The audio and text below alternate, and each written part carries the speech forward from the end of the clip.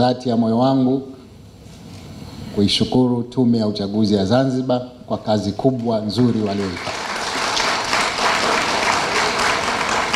Sote tumeshuhudia kazi ilivyokuwa, si ndogo, ni kubwa, na kwa kweli ilitaka watu kujitolea hasa.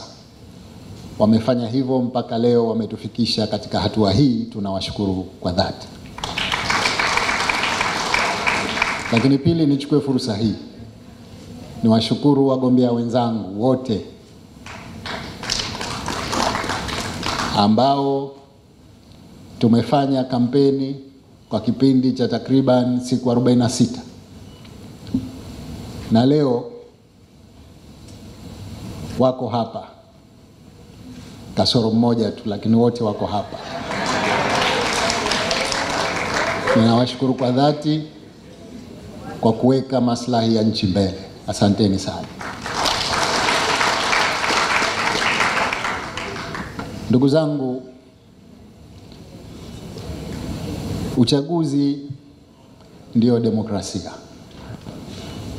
na kwa kawaida tunavyotakiwa kama wanasiasa, basi tukubali kupokea matokeo kwa maslahi ya nchi yetu. Leo nafurahi kusema kwamba wananchi wa Zanzibar wameamua.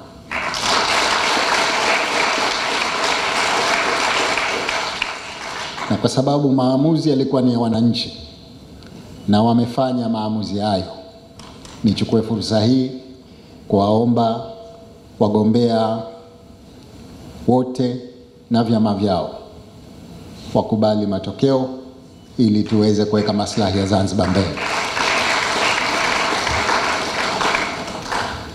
Ndugu zangu, nitapata nafasi ya kusema mengi katika wakati mwafaka. Maana siasa ina mambo mengi.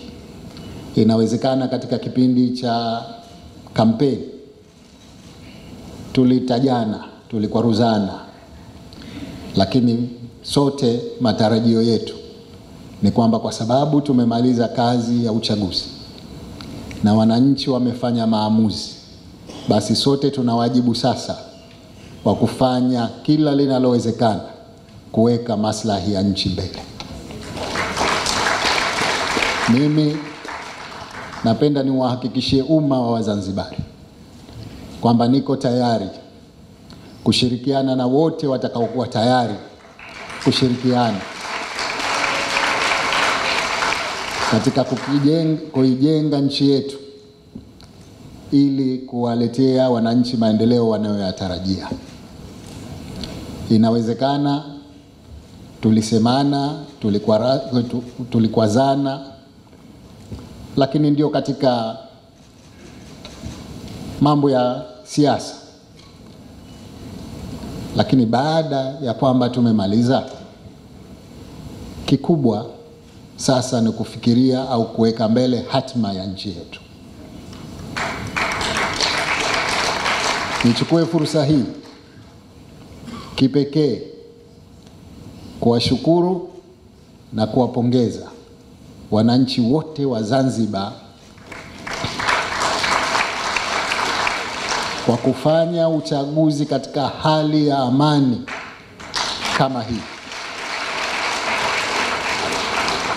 Kwa kweli nimefarijika sana. Sikusikia tukio lolote la uvunjifu wa amani.